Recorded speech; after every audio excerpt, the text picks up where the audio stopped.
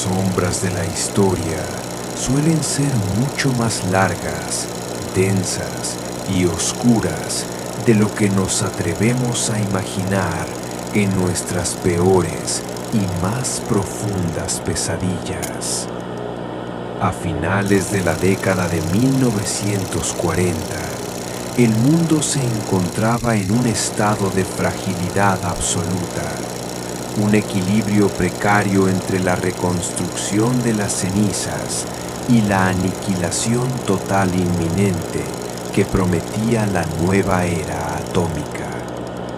La Segunda Guerra Mundial había terminado oficialmente, dejando tras de sí un rastro de destrucción y un trauma colectivo difícil de sanar, pero una nueva oscuridad, mucho más silenciosa, psicológica y perversa, se cernía sobre el horizonte global: la Guerra Fría.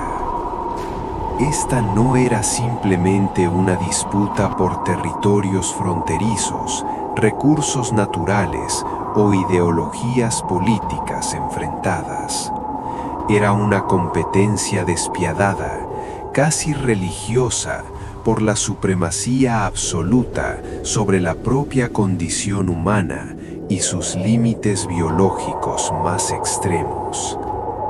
En las profundidades más remotas y gélidas de la Unión Soviética, más allá de los imponentes montes Urales, existía una instalación de investigación que no figuraba en ningún registro oficial ni mapa civil.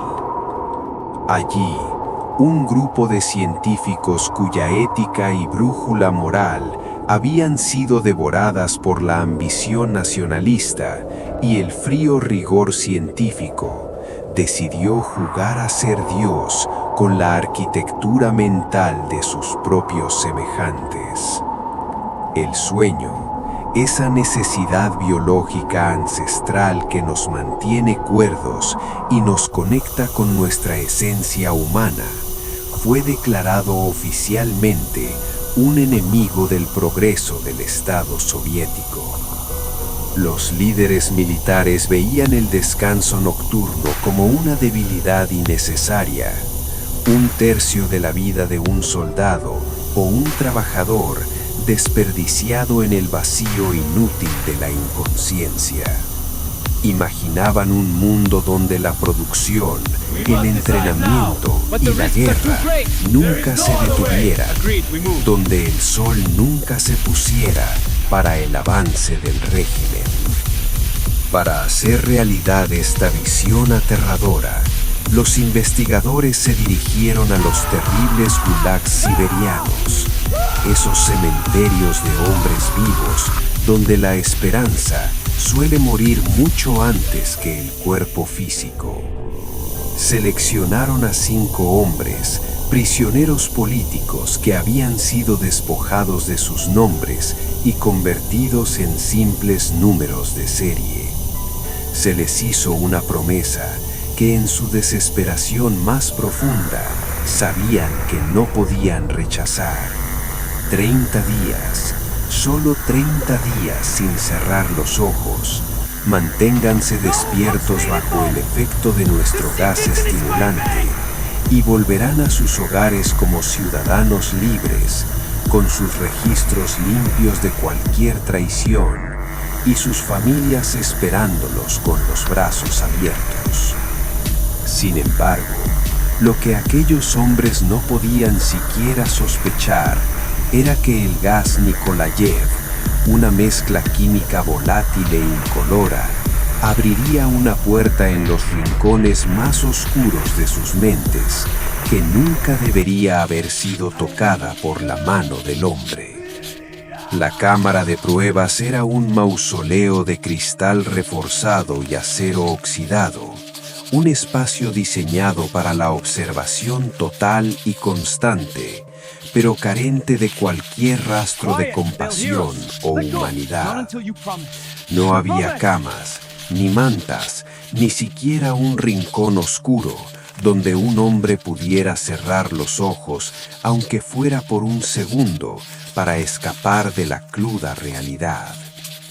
Había libros de propaganda, suficiente comida seca para un mes y agua corriente. Pero el verdadero protagonista era el gas que fluía silenciosamente por los conductos de ventilación.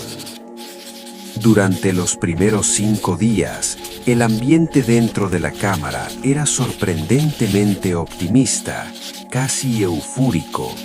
Los 5 hombres, impulsados por la adrenalina pura y la promesa dorada de la libertad, hablaban con una energía desbordante. El profesor Pashin, director del proyecto, anotaba cada palabra con una mezcla de fascinación y frialdad. Hablaban del aroma del pan recién horneado, de los veranos cálidos a orillas del Volga y de las familias que soñaban recuperar al salir de aquel encierro. Los científicos sonreían tras el cristal, convencidos de haber encontrado la clave para el supersoldado soviético que cambiaría el curso de la historia.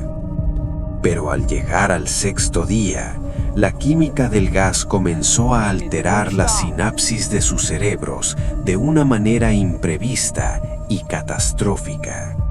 Las conversaciones fluidas se fragmentaron en frases sin sentido y silencios pesados. La risa desapareció de sus rostros, siendo reemplazada por una mirada fija y vacía hacia las paredes de hormigón. Los prisioneros ya no se miraban a los ojos, se evitaban como si la presencia del otro fuera una carga insoportable para sus mentes fracturadas. Cada uno de ellos comenzó a sumergirse en su propio pozo individual de recuerdos traumáticos, reviviendo en voz alta las ejecuciones que presenciaron y las traiciones cometidas bajo la presión del hambre en los campos de castigo. La falta de sueño estaba erosionando, hora tras hora, la barrera sagrada entre la cordura y la paranoia absoluta. A partir del 9.º día, la cordura se evaporó por completo de la habitación. La paranoia se instaló como un inquilino permanente y dominante. Cada sujeto comenzó a creer fervientemente que sus compañeros eran agentes dobles enviados para sabotear su libertad. El aire de la habitación parecía vibrar con una tensión asesina. Fue entonces que ocurrió el primer evento catastrófico que marcó el fin de la humanidad dentro de la cámara.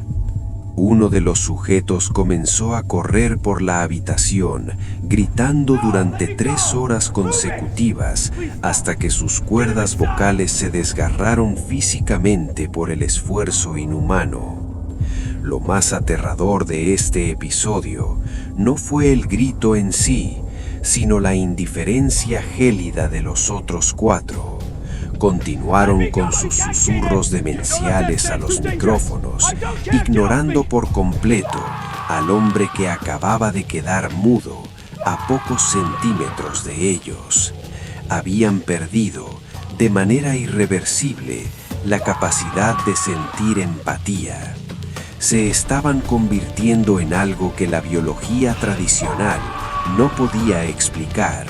Seres vivos, pero espiritualmente despojados de cualquier rastro de humanidad básica, atrapados en un presente eterno de vigilia y horror. Para el 12.º día de este calvario interminable, el silencio absoluto regresó a la cámara, pero era un silencio mucho más inquietante y pesado que los gritos más desgarradores que lo precedieron.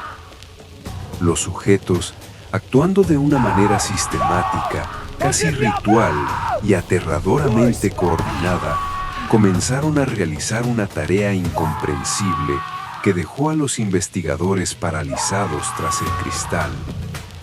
Arrancaron las páginas de los valiosos libros que se les habían permitido tener para pasar el tiempo. Las mancharon meticulosamente con sus propios excrementos y las pegaron, una a una, con una paciencia inhumana, sobre las ventanas de observación de vidrio. En cuestión de pocos minutos, los científicos quedaron completamente ciegos ante lo que ocurría en el epicentro de esa locura creciente. Ya no podían ver lo que sucedía en el interior de ese laboratorio, convertido en santuario del horror. Quedaron solos en la sala de control, escuchando únicamente a través de los altavoces el sonido de un consumo de oxígeno que desafiaba toda lógica médica conocida hasta la fecha. Era como si 5 atletas de élite estuvieran realizando un esfuerzo físico extremo, un maratón perpetuo y desesperado dentro de una habitación cerrada de pocos metros cuadrados. Pasaron 3 días más en una oscuridad total y un vacío visual para los observadores. El 15º día, el profesor Pachin, temiendo que el experimento hubiera terminado en una fosa común silenciosa, tomó la decisión más peligrosa de toda su carrera: cortar definitivamente el suministro de gas Nikolayev y abrir la cámara para siempre. A través del intercomunicador, con una voz que traicionaba su miedo, dio la orden de rendición absoluta. Advirtió que los soldados entrarían armados y que cualquier resistencia sería pagada con la muerte inmediata, pero que si cooperaban, uno de ellos recibiría la libertad. Se produjo un silencio que pareció durar una eternidad, un vacío sonoro que heló la sangre de los presentes, hasta que desde la oscuridad absoluta de la cámara surgió una sola voz, un susurro frío, unánime y metálico, que no parecía vibrar en cuerdas vocales humanas. Ya no queremos ser liberados, déjenos aquí con la verdad. A medianoche, el gas fue finalmente reemplazado por aire fresco y oxigenado, pero la reacción de los sujetos fue lo opuesto a lo esperado. Los micrófonos captaron sonidos de súplica desesperada, gritos de angustia pidiendo que devolvieran el gas de inmediato. Tenían un terror visceral al aire puro y a la posibilidad de caer en el olvido del sueño. Cuando las pesadas puertas de acero se abrieron finalmente bajo la protección de soldados de élite fuertemente armados, el horror que se reveló ante sus ojos superó cualquier expectativa de la mente humana más retorcida. El interior de la cámara se había transformado en un matadero dantesco que desafiaba la descripción. De los 5 sujetos originales, solo 4 estaban técnicamente vivos, aunque la palabra vivo era una mentira biológica en ese momento. El 5.º yacía muerto en el centro de la habitación, con trozos de su propia carne arrancada, obstruyendo el desagüe de la estancia. Pero los supervivientes eran una visión mucho peor. Se habían arrancado la piel de sus pechos y abdómenes con sus propias uñas, exponiendo sus costillas, sus pulmones y sus órganos internos al aire frío y estéril de la instalación. Habían consumido su propia carne en un frenesí de autodestrucción y locura. Cuando los soldados intentaron extraerlos por la fuerza, los sujetos estallaron en una violencia sobrenatural y frenética. Un soldado murió degollado por los dientes de un sujeto, mientras otro fue gravemente mutilado antes de que pudieran contenerlos.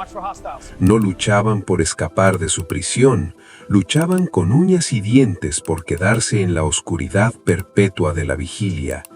Gritaban con una fuerza física que el cuerpo humano normal, privado de sueño por 15 días, simplemente no debería poseer.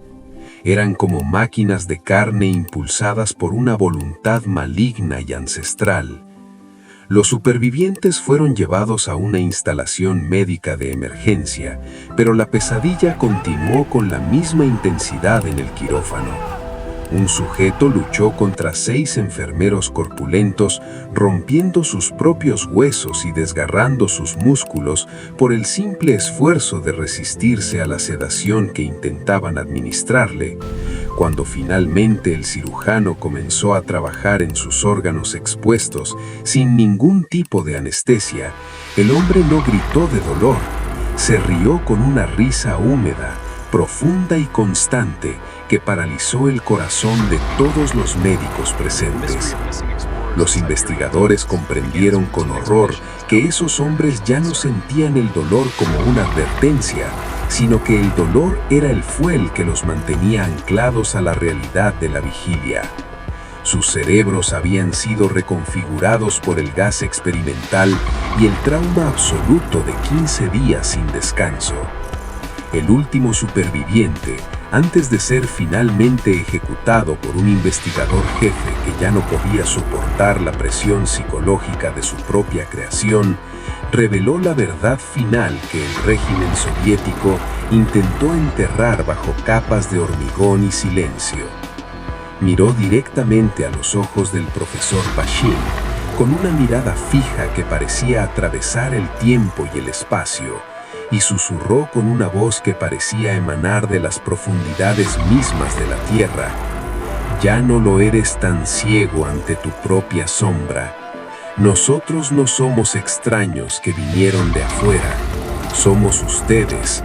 Somos la maldad pura y salvajada latente que vive escondida dentro de cada uno de ustedes, la misma que mantienen a raya cada noche con el regalo del sueño y la frágil máscara de la moralidad social. Somos lo que sale a la superficie cuando la luz de la razón se apaga y el descanso se prohíbe. Somos la verdad que tanto temen ver en el espejo de su propia alma». El experimento fue borrado de la historia oficial. Los edificios fueron demolidos hasta sus cimientos y los archivos originales fueron quemados en hogueras secretas.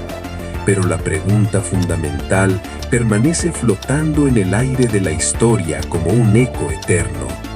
¿Fue realmente el gas Nikolayev lo que los transformó en esos monstruos? ¿O simplemente el gas les impidió cerrar los ojos ante el monstruo que todos, absolutamente todos, llevamos oculto en el sótano de nuestra propia existencia? Porque si el sueño es, en última instancia, lo único que nos permite seguir siendo humanos, ¿qué pasaría si un día simplemente decidiéramos dejar de dormir para siempre?